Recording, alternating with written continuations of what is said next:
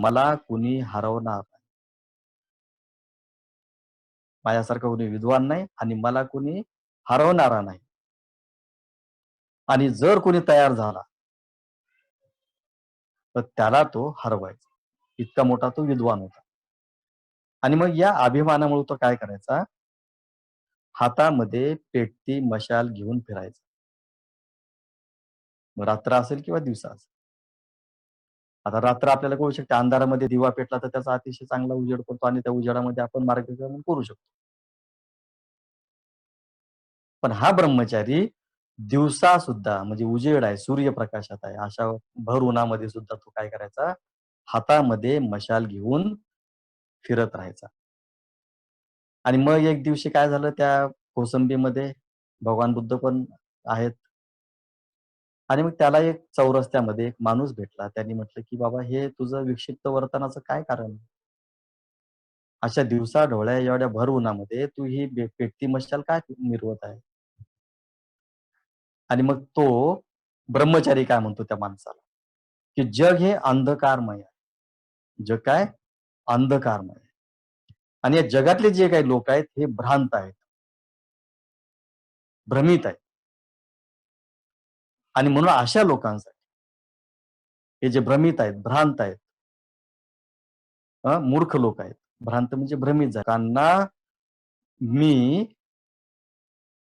त्यांच्या जीवनातला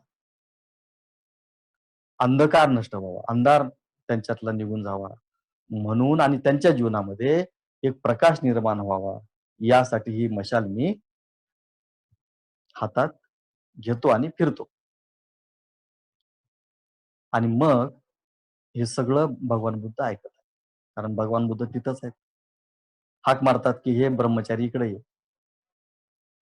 आणि मग विचारतात, की "हे मशाल घेऊन तू काय करत आहे?" आणि मग ब्रह्मचारी तोच उत्तर देतो काय, की हे सगळे लोक काय आहेत, अज्ञानाच्या अंधकारामध्ये चाचपडत असल्यामुळं त्यांना मार्ग दाखवण्यासाठी मी ही मशाल घेऊन फिरतो.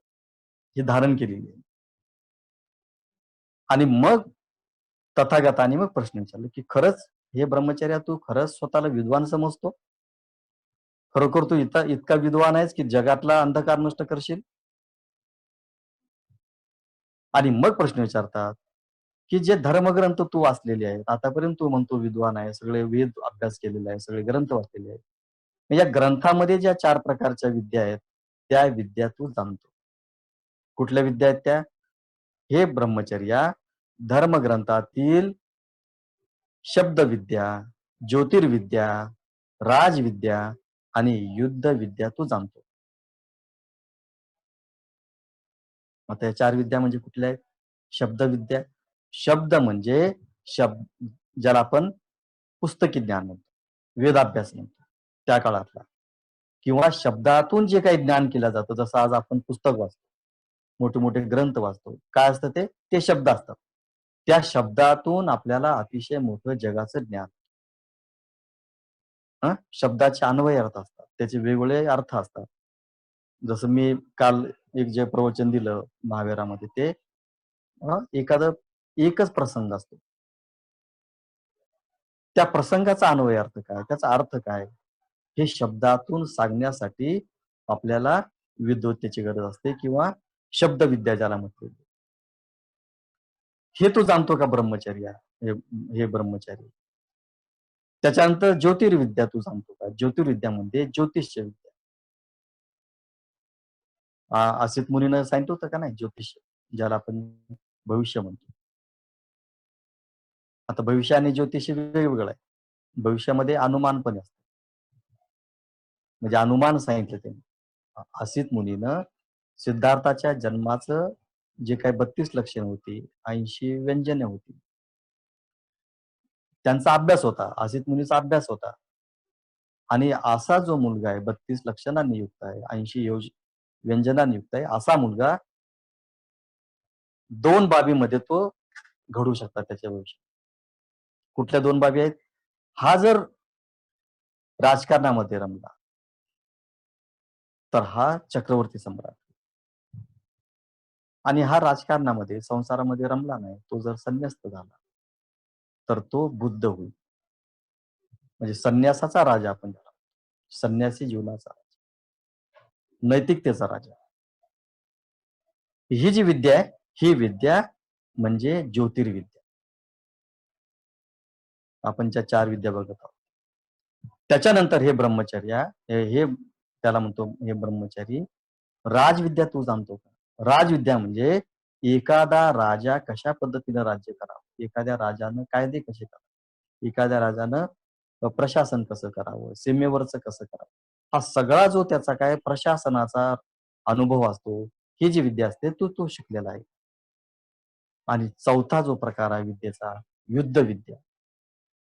युद्धविद्यामध्ये अनेक प्रकारचे युद्ध असतात. घोडेस्वारी असते, मल्लखंब असतात, अ, धनुर्धार असतात, तलवारबाजी असते, भाला असतो, गदा असतो, हत्तीवर असतं.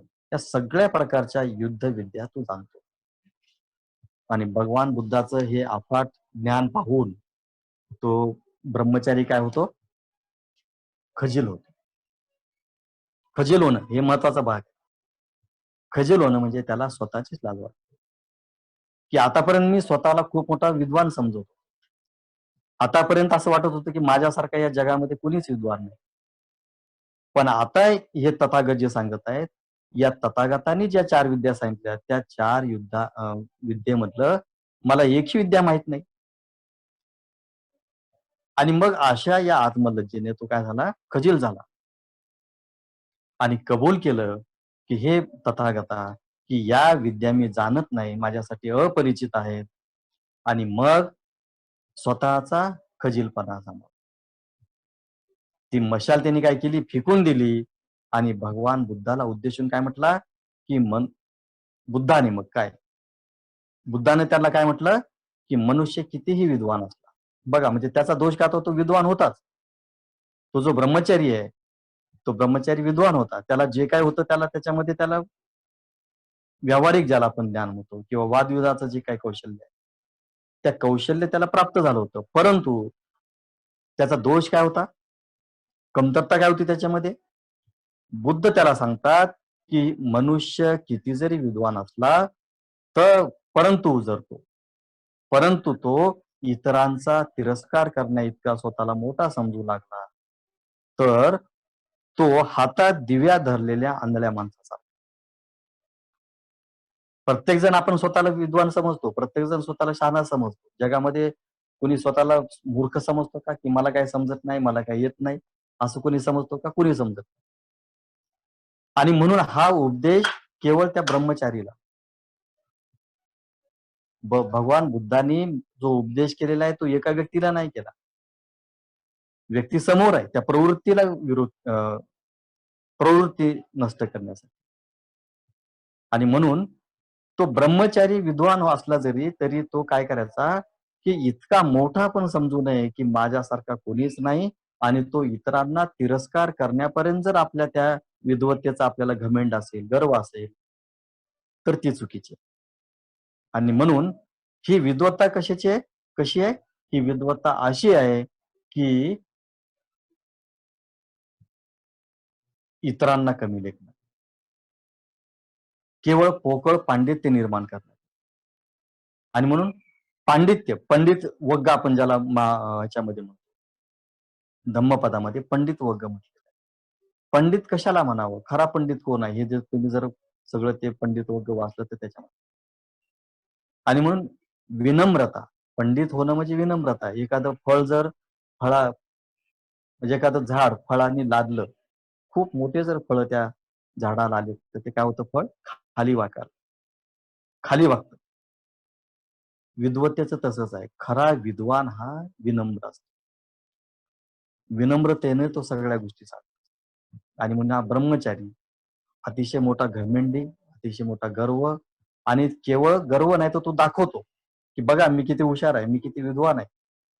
आणि म्हणून इतरांना मूर्ख समजणे इतका, इतरांना तिरस्कार करण्या इतका जर आपण स्वतःला शहाणे समजत असू, विद्वान समजत असू, तर असं म्हणतात, की त्याच्यासारखा अज्ञानी, त्याच्यासारखा मूर्ख कोणी नाही. आणि म्हणून धम्मपालन गाथेमध्ये आपण काय म्हणतो? म्हणतो का नाही? म्हणजे यावता बहुभास. म्हणजे कोणी केवळ बोलतो म्हणून, केवळ तो विद्वान आहे म्हणून तो धम्मधर होतो. धर्मधर कशाने होतो? जो त्या विद्येसोबत स्वतःच्या नैतिक जीवनामध्ये, स्वतःच्या आचरणामध्ये त्या गोष्टी होतात. तो विनम्र होतो आणि इतरांना मान सन्मान देण्याचं काम. आणि म्हणून असा आंधळा माणूस, जो स्वतः आंधळा आहे परंतु हातामध्ये दिवा घेऊन चाललेला आहे. हातामध्ये तो दिवा घेऊन लोकांना मार्गदर्शन करतो. याचा अर्थ काय? स्वतःला जर मार्ग दिसत नसेल, तर तो दिवा घेऊन इतरांना मार्ग दाखवू शकतो. आणि म्हणून बाबासाहेबांनी हा मुद्दा यासाठी टाकलेला इथं, यासाठी सांगितलेला आहे, की केवळ विद्या पुरेशी नाही. का नाही? कारण त्याच्यातून केवळ केवळ पोकळ पांडित्य निर्माण होतं. आता आपण समाजामध्ये बघतो, बाबासाहेबांच्या या सगळ्या सामाजिक, राजकीय आणि धार्मिक क्रांतीमुळे आपण अतिशय मोठे उच्च पदस्थ झालो. उच्च शिक्षण घेतलं, उच्च पदस्थ झालो. परंतु माझ्यासारखा कुणीच नाही अशा प्रकारची अतिशय मोठी घमेंडाची अवस्था आपल्या सगळ्यामध्ये झाली. सगळ्यामध्येच. मी असं कुणाला म्हणणार नाही की माझ्यामध्ये नाही आणि तुमच्यामध्ये असं. सगळ्यांनाच आलेली आहे. याचा अर्थ काय? आपण विद्या तर ग्रहण केली, आपण सगळं ज्ञान तर घेतलं, परंतु त्याच्या पुढं जे आपल्याला अपेक्षित होतं, पुढं जे काय प्राप्त करायचं होतं, त्याच्याकडे आपण गेलो. आणि म्हणून विद्या चरण संपन्न. भगवंताचा संघ कसा आहे? भगवंताचा धम्म कसा आहे? किंवा बुद्ध कसे आहेत? विद्या चरण संपन्न. सुगतो. जो विद्या पण घेतो आणि आचरण पण करतो. विद्याचरण संपन्न म्हणजे काय? तर विद्या आणि आचरणाने युक्त असा जो कोणी आहे, तो सुगत आहे. आपल्याला जर आपली गती सुगत करायची असेल, सुगतीकडे जायचं, उच्च गतीकडे जायचं असेल, ऊर्ध्वगामी आपल्याला जायचं असेल, तर आपल्याला विद्येसोबत आचरणाची गरज. इतरांचा तिरस्कार करण्या इतपत जर आपली विद्वत्ता असेल, तर आपण त्या ब्रह्मचर्यासारखे, जरी आपल्या हातामध्ये मशाल नसली, तरी आपल्या हातामध्ये आपण मशाल धरलेली आहे. ते अदृश्य आहे. आपल्यातली हातातली मशाल कशी आहे? अदृश्य आहे. ती लोकांना दिसत नाही. पण आपण दाखवण्याचा प्रयत्न करतो, की माझ्यासारखा कोणीच. आता याच्यामध्ये एक चीनच्या सम्राटाची गोष्ट आहे. चीनचा सम्राट यू नावाचा असतो. चीनचे सगळेच नाव असे असतात, यो, यू, चांग असे वगैरे. हा जो चीनचा सम्राट आहे, म्हणजे तो बोधिधम्माच्या काळातली गोष्ट आहे. बोधिधम्म साधारणतः 6व्या-7व्या शतकामध्ये झाले, 6व्या शतकात. हे बोधिधम्म ज्यावेळेस नालंदाचे आचार्य होते आणि तिकडून अगदी ध्यान आणि आचरण आणि सगळ्याच गोष्टीचा अतिशय मोठा आचार्य त्यांनी जे काम केलं होतं नालंदामध्ये, पुढे ते चीनमध्ये गेले. आणि चीनमध्ये हा जो मी सम्राट सांगतो, चीनचा जो राजा आहे, तोही या ब्रह्मचर्यासारखाच. आता ब्रह्मचारी असा वादविवाद करायचा अतिशय चांगल्या पद्धतीनं, लोकांना हरवायचा आणि लोकांना तुच्छतेमध्ये लेखायचा, तिरस्कार करायचा. आता हा जो राजा आहे चीनचा, तो पण काय करायचा? जो कोणी विद्वान आपल्या राज्यामध्ये आला, त्याच्याशी चर्चा करायची, निमंत्रण द्यायचं आणि त्याच्यासोबत चर्चा करायची. आता बोधिधम्म तिथे गेले, बोधिधम्माला निमंत्रण आलं आणि बोधिधम्माची वादविवाद चर्चा झाली. आणि मग तो चीनचा राजा काय म्हणतो, की हे लामा, त्यावेळेस जे काही त्यांचा शब्द असेल, आचार्य वगैरे, हे आचार्य, तुम्ही माझ्याबद्दल ऐकलेलं आहे का? तुम्ही जर हा चीन प्रदेश पाहिला, तर या चीनमध्ये मी मोठमोठे विहार बांधले सर्वत्र. तुम्ही जिथे जाल त्या ठिकाणी काय केलेलं आहे मी, तुम्ही जर फेरफटका मारला माझ्या राज्यामध्ये, तर सर्वत्र विहारच विहार आहे. मी सर्वत्र व्यवस्था केलेली आहे. अनाथ आश्रम काढलेले, लोकांना सोयी सुविधा निर्माण केलेली आहे, विहार काढलेली आहे, आश्रम काढले, सगळ्या गोष्टी. बोधिधम्म ऐकतो फक्त. आणि मग त्या राजाला सांगतो. आता राजा शेवटचं वाक्य, एवढं मी काम केलेलं आहे बौद्ध धम्मासाठी, तर काय होईल, निश्चितपणे माझा जन्म जो आहे तो स्वर्गामध्ये जाईल. माझा जन्म स्वर्गामध्ये. आता स्वर्ग नरक ह्या गोष्टी बौद्ध धर्म मानत नाही.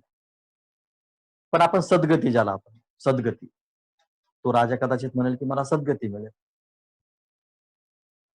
पण आता बोधिधम्म काय म्हणतो बघा, बोधिधम्म हे ध्यान संप्रदायाचे जनक आहेत, ज्यांनी चीनमध्ये जाऊन चान संप्रदाय निर्माण केला. भारताचा ध्यान, चीनचा चान, जपानचा झेन, हे सगळे एकच शब्द आहेत. ध्यानापासून म्हणजे पाली झान, पालीमध्ये झान म्हटलं जातं, मराठीमध्ये ध्यान, चीनमध्ये चान, जपानमध्ये झेन. तर अशा प्रकारे हा संप्रदाय त्यांनी निर्माण केला. तर हा अतिशय मोठा एकच शब्द बोलायचा. आपण काय बघत आहोत, केवळ विद्यापुरुषी नाही, विद्यानं काय होतं, फक्त केवळ विद्या जर आपण धारण केली, पुढचा भाग जर आपल्यामध्ये नसेल, तर ती केवळ पोकळ पांडित्य निर्माण. आणि मग बोधिधम्म सगळं ऐकतो की बाबा तुम्ही इतकं मोठं प्रचंड काम केलेलं आहे, मी हे केलं, मी ते केलं, मी असं केलं, मी असं केलं, सगळं ऐकतो आणि म्हणतो की महाराज तुम्ही स्वर्गामध्ये तर निश्चित जाणार नाही. कुठं जाणार मग? स्वर्गामध्ये जाणार नाही तो माणूस कुठं जातो? माणूस दोनच पर्याय आहेत. एक तो स्वर्गात जातो. असं म्हटल्यानंतर तुम्ही नरकात जाणार म्हटल्यानंतर राजा खाडकन जागी होतो. कारण आतापर्यंत त्यांनी असा कुठलाही आचार्य भिक्षू पाहिलेला नव्हता. कारण जो कोणी असेल तो त्याची ऐकणार आणि म्हणणार वा महाराज तुम्ही खूप चांगलं काम केलेलं, इतके विहार काढले, इतके पानवटे काढले, इतके आश्रम काढले, इतके अनाथ आश्रम काढले, इतकं मोठं तुमचं कार्य आहे, तुम्ही खूप मोठं काम केलं, तुमचं अभिनंदन, तुमचं आभार, धन्यवाद, पुण्यानुमोदन जे काही वाटतं ते करत असतील. पण हा जो आहे बोधिधम्म, हा म्हणतो महाराज तुम्ही इतकं मोठं काम केलं, स्वर्गात जाणार नाही, तुम्ही नरकामध्ये. राजाला खूप मोठा धक्का बसतो की मग पहिला माणूस माझ्या पुढे असा आहे की जो मला स्पष्टपणे म्हणतो, माझी भीती पण त्याला नाही की मी काय करू शकतो म्हणून. आणि मग अशा या सगळ्यामध्ये तो विचारतो मी का असं तुम्ही म्हणता महाराज, हे आचार्य तुम्ही असं का म्हणता? आणि मग बोधिधम्म त्याला म्हणतात की हे महाराज तुम्ही हे सगळं केलं, तुमचं अभिनंदन आहे, तुमचं कौतुकच आहे, परंतु त्याच्यामध्ये तुमचा जो मी दडलेला आहे की हे मी केलेलं आहे, मी असं केलेलं आहे, मी तसं केलेलं आहे, मी विहार काढले, मी आश्रम काढले, मी पानवटे काढले, मी झाडं लावली, मी सुंदर शहर केलं, हे सगळं जे केलं कोण केलं? मी केलं. हा जोपर्यंत तुम्ही मी केलं म्हणणार तोपर्यंत तुम्ही कुठं जाणार? नरकामध्ये. अहंकार आहे हा, तुमचा काय अहंकार आहे आणि तुमचा अहंकार इतका मोठा आहे की तुम्ही सगळ्यांना तुच्छ लेखता, सगळ्यांना कमी लेखता, सगळ्यांचा तिरस्कार करता. आणि म्हणून हा मुद्दा यासाठी आहे की आपण ब्रह्मचार्यासारखे त्या आहोत आहोत का? आपण त्या राजासारखे आहोत का? आणि मग आपल्यामध्ये सगळं असताना सुद्धा आपण जर विनयशील नसू, नीतिमान नसू, शील नसेल आपला, बाबासाहेबांनी म्हटलेलं आपल्याला तो पुढचा अभ्यासामध्ये आहेच, शील नसेल तर शिक्षित माणूस हा हिंस्त्र पशुपेक्षा हानिकारक. हे महत्वाचं आहे. आता याच्यामध्ये दुसरं एक चांगलं उदाहरण आहे, राजा मिलिंदाचं आणि भिक्षू नागसेनचं. हे अतिशय उत्तम उदाहरण बौद्ध धर्मात. तो पण विद्वान होता, तोही वादविवाद करायचा, तोही स्वतःला खूप मोठा विद्वान समजायचा. पण बाबासाहेबांनी म्हटलेलं आहे की मिलिंद हा इंटेलेक्च्युअल हॉनेस्ट होता, तो बौद्धिक प्रामाणिक होता. ज्यावेळेस नागसेन आणि हे सगळे कळालं, म्हणजे हा इथं यमुनाच्या मिलिंदचा आपण राज्य बघतो तर तो ग्रीसचा होता, ग्रीक देशातला, पण त्याचं राज्य यमुनापर्यंत होतं. यमुना म्हणजे आता आपण ज्याला इलाहाबाद म्हणतो तिथपर्यंत, तिथपर्यंत आला होता. आणि मग मिलिंदला जे वादविवादाचं अतिशय मोठं कौशल्य होतं, त्याला ते नागसेनला पाठवलं की तुम्ही आता विद्वान आहात, तुम्ही त्यांच्याशी वादविवाद करण्यासाठी. मिलिंद प्रश्न विचारतो की राजा आपण वादविवाद करायला हरकत नाही, पण तुम्ही वादविवाद राजा म्हणून करणार आहात का विद्वान म्हणून? हा महत्वाचा विषय. तुम्ही जर राजा म्हणून करत असाल तर राजा हा पुढचा हारला काय जिंकला काय त्याला एक शिक्षा दिली जाते. जिंकला तरी शिक्षा दिली जाते आणि हारल्यावर तर काय हेच नाही. हे पहिल्यांदा नागसेन निश्चित करून घेतो की तुम्ही ही जी चर्चा करणार आहात ही चर्चा राजा म्हणून करणार आहेत का विद्वान म्हणून? आणि मग विद्वान म्हणून चर्चा झाली. मिलिंद प्रश्न आपण जर वाचला तर त्याच्यातला जो नंतरचे जे काही प्रश्न आहेत मेंढक प्रश्न वगैरे हा भाग सोडला तर त्याच्या अगोदरचा भाग अतिशय मौलिक आहे.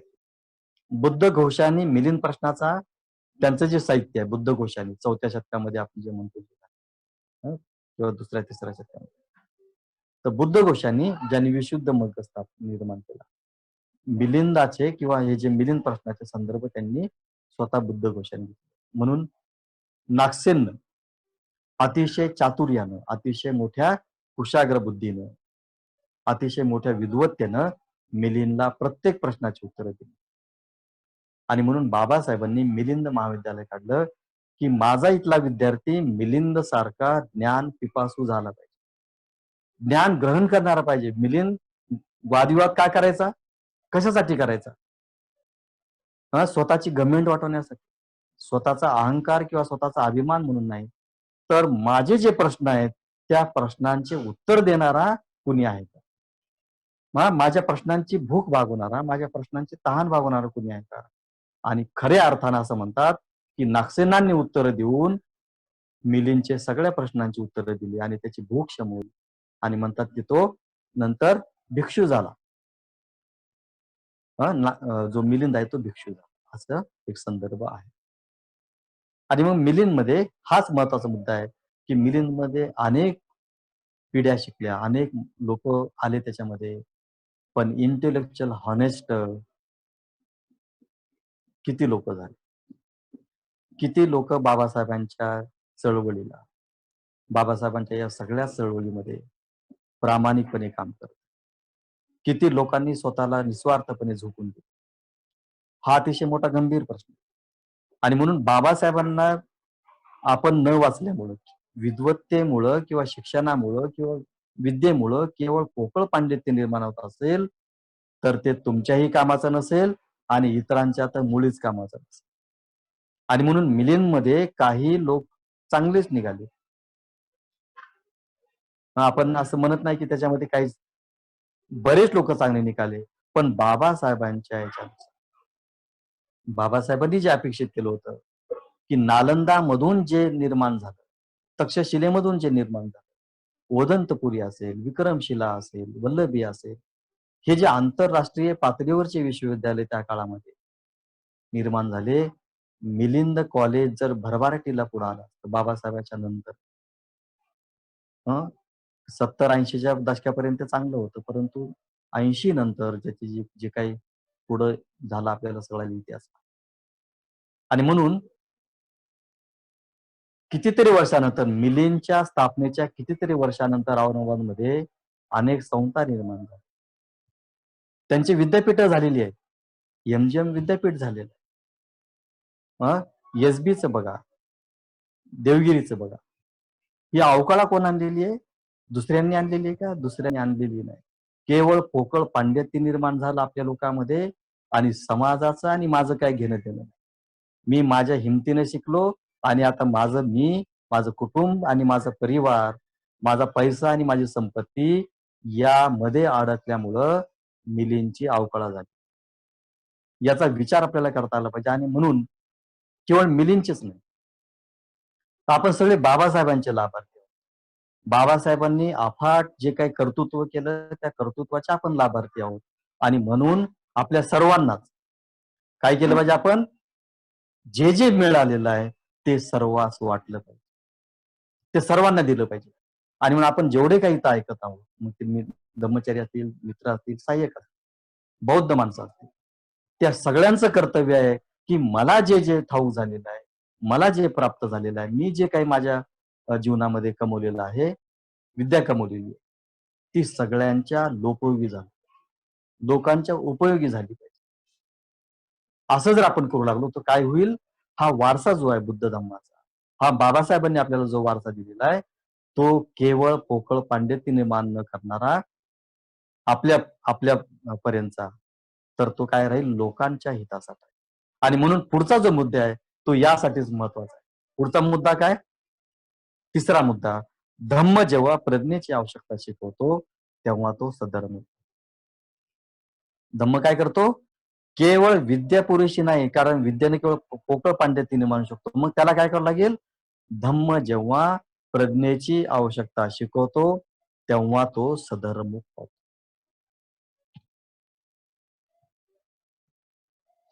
आता पुढचा टप्पा गाठायचा.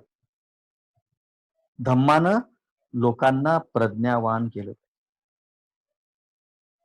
मी आता जे बोललो ना, आपण मिलिंदचे विद्यार्थी सगळेच आणि आपण सगळे त्याचे लाभार्थी आहोत. तर या लोकांनी पुढचा टप्पा गाठण्यासाठी कुठं प्रयत्न केले?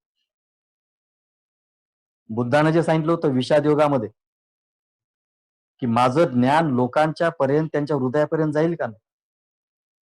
कारण हा सगळा जो मानवी समुदाय आहे, हा मानवी समुदाय ईश्वरवादामध्ये अडकलेला आहे, आत्म्याच्या दृष्टीमध्ये अडकलेला आहे आणि तो स्वार्थीपणामध्ये, स्वतःच्या स्वार्थामध्ये इतका गुरफटलेला आहे की त्याच्या उपर त्याला काही विचार करता येत नाही, त्याला सुचत नाही. बाबासाहेबांच्या चळवळीमध्ये, बाबासाहेबांच्या या सगळ्या शैक्षणिक चळवळीमध्ये, विद्येच्या चळवळी, स्वार्थी माणसं निघाली आणि स्वार्थपणाचा इतका मोठा कळस गाठला की आपण सगळ्या संस्था बाबासाहेबांच्या काय केल्या? मोडकळीस आणल्या. बाबासाहेबांच्या जेवढ्या काय संस्था आहेत त्या मोडकळीस आणल्या. त्यांना जर खऱ्या अर्थानं ऊर्जित अवस्था प्राप्त करून द्यायची असेल तर केवळ विद्या नाही, तर आपल्याला आचरण करावं लागेल, नीतिमत्तेचं आचरण करावं लागेल. एक मुद्दा आठवला म्हणून सांगतो, तो काय माझ्या प्रवचनाचा हिस्सा नव्हता पण आता आठवला. बाबासाहेबांच्या मिलिंद कॉलेजचं इमारतीचं बांधकाम सुरू होतं. भाऊराव गायकवाड जे नाशिकचे होते त्यांच्याकडे ते काम सोपवलेलं होतं. भाऊराव गायकवाड आणि त्यांचे भाऊ कॉन्ट्रॅक्टरशिप करून ते काम बघायचे, कारण बाबासाहेब दिल्ली मुंबईमध्ये राहायचे. आणि त्या काळामध्ये आपण बघतो बाबासाहेबांची प्रकृती अतिशय मोठी ढासळली. खूप मोठं काम होतं, घटनेचं काम त्यांनी पूर्ण केलेलं होतं. 1949 ला त्यांनी दाखल केली होती नोव्हेंबर. आणि या सगळ्या प्रकृती अस्वस्थामुळे बाबासाहेबांची अ, प्रकृती सुधारणा व्हावी म्हणून भाऊराव गायकवाड म्हणतात बाबासाहेब, की बाबासाहेब मिलिंद कॉलेजचं आपलं जे बांधकाम सुरू आहे, म्हणजे बाबासाहेब औरंगाबादला आल्या की आपल्याकडे 9 लाखाची ठेव आहे सध्या. इमारत बांधकाम सुरूच आहे. पण सध्या आपल्याकडे 9 लाख आहे. तर तुम्ही असं करा, अमेरिकेमध्ये जा आणि इलाज करू. कारण अमेरिकेमध्ये चांगले डॉक्टर आहेत. तुमचा इलाज चांगल्या पद्धतीने केला. आणि हे 9 लाखामध्ये तुमचे काही थोडेफार जे काही पैसे आहेत ते खर्च होतील. पण तुम्ही बरे झालात, तर मग पुढच्या अधिक कामं करू. विचार करा, पैसा तुमचाच आहे, संस्था तुमची आहे. तुम्ही नकाराल का या गोष्टीला? आपण जर स्वतःला जर पाहिलं तर पैसा तुमचा आहे, संस्था तुमची आहे, तुम्ही सगळं करत आहे आणि तुम्हाला कुणीतरी सुचवलं की तुम्ही जा, हे इलाज करा तुम्ही परदेशामध्ये जाऊन, आपण काय करणार? हा जो निस्वार्थी भाव आहे, हा निस्वार्थी भाव अतिशय महत्वाचा आहे कुठल्याही चळवळीमध्ये. आणि म्हणून बाबासाहेब काय उत्तर देतात भाऊरावांना? बाबासाहेब म्हणतात की भाऊराव, हा पैसा संस्थेचा आहे, पीपल्स एज्युकेशन सोसायटीचा पैसा. तो आपण कर्ज घेऊन घेतलेला आहे, निजामाकडून कर्ज घेतले आणि ते मिलिंद कॉलेजची इमारत उभारण्यासाठी आपण, आणि अशा या पवित्र कामामधला पैसा जर मी माझ्या प्रकृतीसाठी वापरला, अमेरिकेत जाऊन इलाज करण्यासाठी वापरला, तर ते माझ्या तत्वात बसेल. मित्रांनो, हा निस्वार्थपणा कुठून आला? केवळ विद्वत्तेतून आला का? बाबासाहेबांचं आपण जे सगळं चारित्र्य बघतो, त्यांचं सगळं आयुष्याचं सगळं आपण जीवनचरित्र बघतो, हा निस्वार्थपणा त्यांच्यामध्ये आल्यामुळं इतकं अफाट कार्य करू शकत, इतकं मोठं अलौकिक कार्य करू शकत. पण त्याच्यानंतरचा इतिहास मात्र बाबासाहेबांचं परिनिर्वाण झालं. बळवंत वराळेचं जर तुम्ही पुस्तक, बाबासाहेब माझा सांगाती, हे त्याच्यामध्ये सगळा पीपल्स एज्युकेशन सोसायटीचा इतिहास आहे. काय काय झालं, कुठं काय काय झालं सोसायटीमध्ये, वराळेंना शेवटी सोडावं लागलं तिथलं जे काय ते रजिस्ट्रार, हा तेव्हाचा इतिहास आहे. आणि म्हणून शिक्षण पीपल्स एज्युकेशन सोसायटीच्या माध्यमातून सिद्धार्थ कॉलेज असेल, वडाळ्याचं आंबेडकर कॉलेज कॉमर्स असेल, औरंगाबादचं मिलिंद कॉलेज असेल, ह्या सगळ्या संस्थेमध्ये निस्वार्थपणाचा अभाव असल्यामुळं केवळ पोकळ पांडित्य निर्माण झालं आणि सगळ्या चळवळीचा राज झाला. आणि म्हणून तिसरा मुद्दा, धम्म जेव्हा प्रज्ञेची आवश्यकता शिकवतो तेव्हा तो सधम्म रूप आहे. आणि मग ह्याच्यामध्ये मुद्दा आलेला आहे की ब्राह्मणाच्या काळामध्ये विद्या महत्वाची मानत असत, मनुष्य विद्वान असला पाहिजे हे मानत असेल, परंतु तो दुर्गुणी जरी असला तरी ब्राह्मण पूजनीय असायचा. विद्या महत्वाची आहे ब्राह्मणाच्या ब्राह्मण विद्या ही विद्या म्हणून महत्वाची मानत, माणूस विद्वान असला पण मग जरी तो सद्गुणी नसला तरी तो पूजनीय मानत. आणि ते काय म्हणतात, राजा स्वदेश पूजते, विद्वान सर्वत्र पूजते.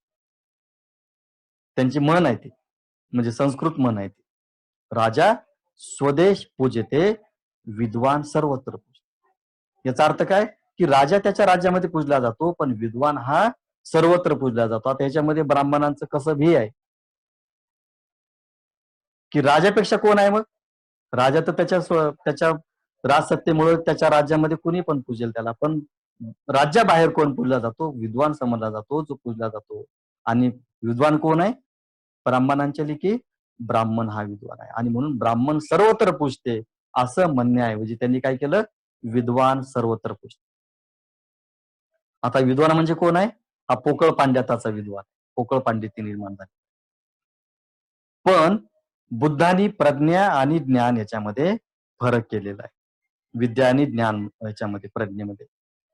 आणि ज्ञान म्हणजे सर्वसामान्य आपण जे ज्ञान घेतो ते, आणि प्रज्ञा म्हणजे शहाणपण. प्रज्ञा म्हणजे शहाणपण, याच्यामध्ये तो फरक आपल्याला केला पाहिजे. आणि कदाचित म्हणतात की ते खरी असेल, असं कोणी म्हणेल की ब्राह्मणाची प्रज्ञा आणि बुद्धाची प्रज्ञा सारखंच आहे, असं पण कोणी म्हणू शकेल. कदाचित ते खरं असेल, परंतु भगवान बुद्धाची प्रज्ञा आणि ब्राह्मणांची प्रज्ञा याच्यामध्ये महद अंतर आहे, खूप मोठं अंतर आहे. अंगुत्तर निकायामध्ये एका प्रवचनामध्ये बुद्धांना हा भेद खूप चांगल्या पद्धतीने सांगितला. कसा सांगतात, विळूमनामध्ये असताना, राजघराच्या विळूमनामध्ये असताना कलंदक नावाच्या विहारामध्ये तथागत त्यावेळेस उतरलेले होते. आणि त्या वेळी अमात्य जो आहे, म्हणजे मगधचा जो अमात्य आहे, त्या मगधचा अमात्य वर्षकार ब्राह्मण त्यांच्याकडे आला आणि चर्चा करताना म्हणतो की हे तथागता, की मनुष्याच्या अंगी हे 4 जर गुण असले तर तो शहाणा समजला जावा, तो प्रज्ञावान समजला. कोणाला, वर्षाकार, अमात्य आहे कुणाचा, प्रसेनजीतचा. आपण त्या याच्यामध्ये ऐकतो वज्जीचे जे 7 गुण आहेत त्याच्यामध्ये बघतो आपण,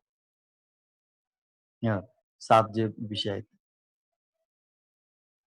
तर हा वर्षाकार ब्राह्मण म्हणतो की मनुष्याच्या अंगी हे 4 गुण असले की तो काय असतो, तो प्रज्ञावान असतो, तो शहाणा माणूस. कुठले 4 आहेत, वर्षाकार ब्राह्मण म्हणतो. पहिली गोष्ट म्हणजे तो विद्वान असला पाहिजे, म्हणजे कोणतेही वचन उच्चारता क्षणी त्याचा, त्या वचनाचा तात्काळ अर्थ त्याला सांगता आला. हा पहिला भाग त्यांनी सांगितला. दुसरा सांगितला, त्याच्याशिवाय दुसरा मुद्दा त्यांनी सांगितला की त्याची स्मरणशक्ती चांगली असली पाहिजे, पूर्वी घडलेल्या आणि बोललेल्या गोष्टीचे स्मरण त्याला लगेच झाले पाहिजे किंवा त्याला ते करता आले. दुसरा मुद्दा, कशासाठी, विद्वान कशाला म्हणतात, प्रज्ञावान कशाला म्हणतात त्याच्यातलं. तिसरी गोष्ट, गृहस्थी माणसांच्या सर्व कर्तव्यात तो कुशल आणि तत्पर असला पाहिजे. गृहस्थी माणसाचे जेवढे काही कर्तव्य आहेत त्याच्या सगळ्या कर्तव्यामध्ये कुशल, कुशल म्हणजे पारंगत असला पाहिजे तो, आणि तत्पर असला पाहिजे. आणि चौथा मुद्दा सांगितला की काय करायचं योग्य आहे आणि कोणतं करणं अयोग्य आहे, याच्यामध्ये तो तरबेज. या 4 गोष्टीमध्ये तो विद्वान असेल, या करत असतील तर तो विद्वान आहे, प्रज्ञावान आहे. आता बुद्ध काय म्हणतात?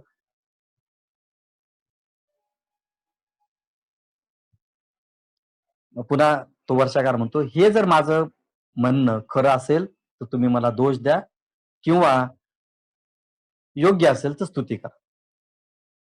वर्षाकार बुद्ध म्हणतात की हे वर्षाकार ब्राह्मणा, मी तुला दोषही देत नाही आणि तुझी स्तुती कर. का?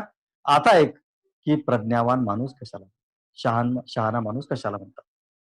बुद्धानं पहिला प्रज्ञावान माणसाचा गुणधर्म सांगितला. कुठला आहे? पहिला माणूस, सर्वप्रथम असा माणूस गुणसंपन्न जो असतो तो बहुजन हितरत आणि बहुजन सुखरत असला पाहिजे. स्वभावता रम्य आणि स्वभावता लाभदायक अशा आर्य मार्गाचे त्यांनी पुष्कळशा माणसांना अनुयायी बनवून घेतले. काय म्हणतात? प्रज्ञावान आपण त्यालाच म्हणतो. कुणाला? ज्यांनी जो बहुजन हितरत आणि बहुजन सुखरत असला पाहिजे. आणि पुष्कळ अशा लोकांना त्यांनी आर्य मार्गे अनुयायी बनवून घेतलं. पहिला मुद्दा. दुसरा मुद्दा सांगतात बुद्ध, की ज्या विचारांशी समरस होण्याचे तो ठरवतो त्या विचारांशी त्याला समरस होता आलं पाहिजे, आणि ज्या विचारांना मनात त्याला स्थान द्यायचे नाही त्या विचारापासून त्याला दूर होता. आणि जे संकल्प तो मनात उत्पन्न व्हावे यासाठी प्रयत्न करतो ते त्याच्या मनामध्ये संकल्प उत्पन्न झाले पाहिजेत, आणि जे संकल्प त्याला करायचे नाहीत, मनातून काढून टाकायचे आहेत, ते त्याच्या मनामध्ये तो उत्पन्न करत नाही आणि उत्पन्न होणार नाही त्याची खबरदारी घेतो. असा हा दुसरा शहाणा माणूस आहे, प्रज्ञावान. तिसरी गोष्ट सांगतात भगवान बुद्ध, याप्रमाणे लोकोत्तर विचाराशी निगडीत असे त्यांनी 4 ध्यानामध्ये रममान झाला पाहिजे,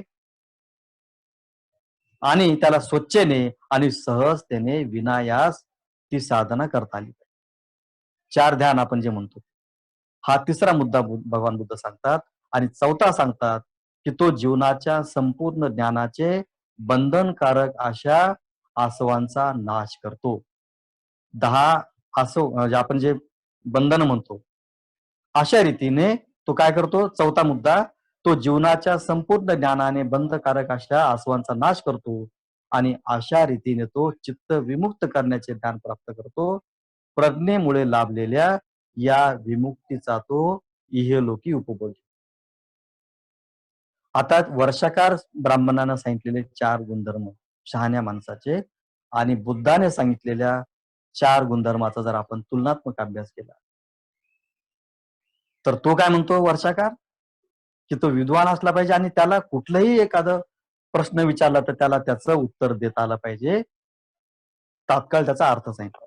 दुसरं सांगतात की त्याला कुठल्याही गोष्टीचं स्मरण झालं पाहिजे, भूतकाळातल्या असतील किंवा आताच्या, त्याला तात्काळ त्या स्मरण असल्या पाहिजे. तिसरा मुद्दा सांगतात की तो सगळे कर्तव्य पारायण असला पाहिजे, आणि कर्तव्यात त्यांनी कुशल आणि तत्पर असले. आणि चौथी सांगतात की काय करणं उचित आहे, काय करणं अनुचित आहे, याचा त्याला बोध असतो. भगवान बुद्ध अतिशय मोठ्या स्वरूपामध्ये शहाण्या माणसाचे गुणधर्म. पहिला गुणधर्म जो आहे की तो बहुजनांच्या हितासाठी, बहुजनांच्या सुखासाठी अविरतपणे झटत असला, आणि असं करता करता अनेक लोकांना त्यांनी काय केलं पाहिजे? अनेक लोकांना या धम्म मार्गावर, आर्य मार्गावर आरूढ करून घेतलं पाहिजे. आपण आता मिलिंद कॉलेजचा जो संदर्भ घेतला, किती लोकांनी या धम्म मार्गावर आरूढ करून घेण्यासाठी विद्वान लोकांनी प्रयत्न केले.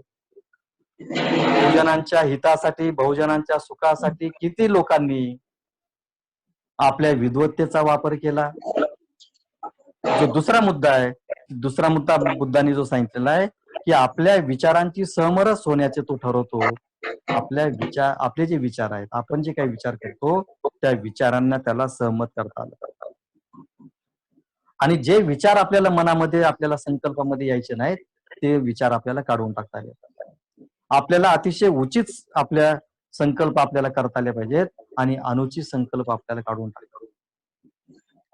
आणि तिसरा मुद्दा अतिशय महत्वाचा आहे. हा जो ज्याला शहाणा माणूस म्हणतो, विद्वान माणूस म्हणतो, प्रज्ञावान माणूस म्हणतो, त्याच्यामध्ये तिसरा मुद्दा असा आहे, जो भगवान बुद्धांनी सांगितलेला आहे, तो असा आहे की त्याप्रमाणे त्यांनी लोकोत्तर विचाराशी निगडीत 4 ध्यानांचा अनुभव घेतला पाहिजे. आणि ते सहजपणे त्यांनी ते ध्यान त्याला करता आले पाहिजे. कुठले 4 ध्यान आहेत?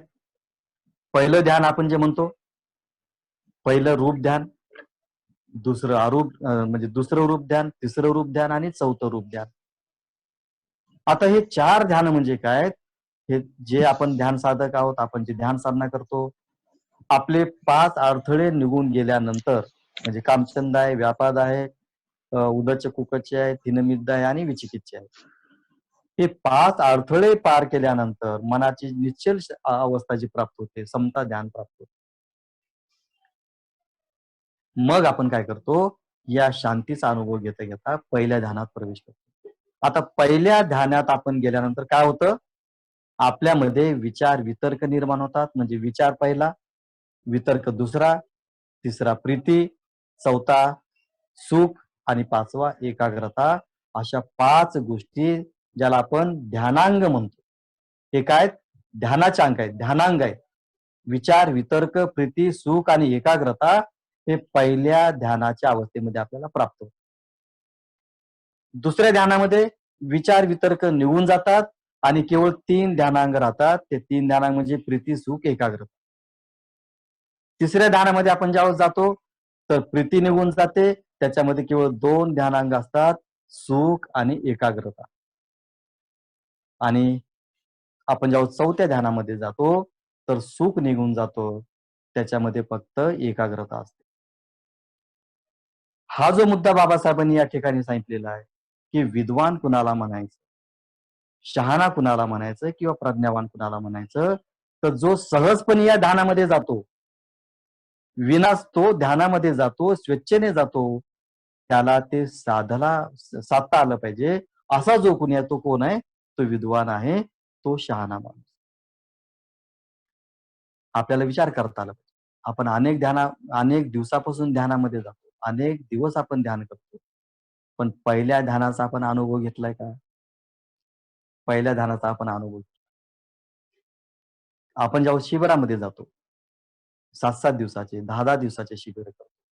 जनरल सर्वसामान्य शिबिर नाहीत, जे विशिष्ट प्रकारचे ध्यान शिबिर असतात, मोठे GFRचे शिबिर असतात, ब्रह्मचार्यांचे शिबिर असतात, त्याच्यामध्ये आपल्याला हा अनुभव येऊ शकतो, पहिल्या ध्यानाचा, दुसऱ्या ध्यानाचा. पण बाबासाहेब इथं काय म्हणतात? कुठला मुद्दा म्हणतात? आपल्याला सहजपणे ही ध्यान अवस्था प्राप्त करता आली पाहिजे. 4 ध्यान आपल्याला सहज प्राप्त झाले, जर आपण अशा पद्धतीने विद्वान असू. विद्या केवळ पोकळ पांडित्य निर्माण करेल. जर आपल्याला केवळ पोकळ पांडित्य निर्माण करायचं नाही, तर बुद्धानं जे सांगितलं, जर आपल्याला हे करू लागलो, तर त्या ज्ञानाचा प्रज्ञेमध्ये आपण काय करू शकतो? रूपांतर करू शकतो. आणि शील आणि समाधी आणि प्रज्ञा, शिलाचं आचरण आपल्याला करता आलं पाहिजे, समाधीचं आचरण करता आलं पाहिजे, ध्यान साधना आपल्याला करता आली पाहिजे. आणि मग त्याच्यातून जे काही निर्माण होईल, ते काय होईल? ते प्रज्ञा निर्माण. शिलाच्या आचरणातून आणि समाधीच्या आचरणातून प्रज्ञा निर्माण होते. प्रज्ञा विनाकारण अशीच निर्माण होत नाही. प्रज्ञा काय आकाशातून हातात झेलण्यासारखी वस्तू नाही. शिलाचरणाचे अतिशय मोठ्या पद्धतीने आपल्याला सराव करता आला पाहिजे. शिलाचरण अतिशय मोठ्या प्रमाणात करता आलं पाहिजे आणि तशाच पद्धतीनं ध्यान साधन आपल्याला करता आलं. आता चौथा जो बुद्धांनी सांगितलेला मुद्दा आहे, तो आपल्या जीवनामध्ये संपूर्ण ज्ञानाने बंधनकारक असणाऱ्या आश्रवांचा नाश करतो आणि तो चित्त विमुक्त होतो आणि प्रज्ञा प्राप्त. आता आसरव कुठले आहेत? आसरव 4 प्रकारचे आहेत. आपण 3 ऐकलेले आहेत. कामाश्रव आहे, भवाश्रव आहे, अविद्याश्रव आहे.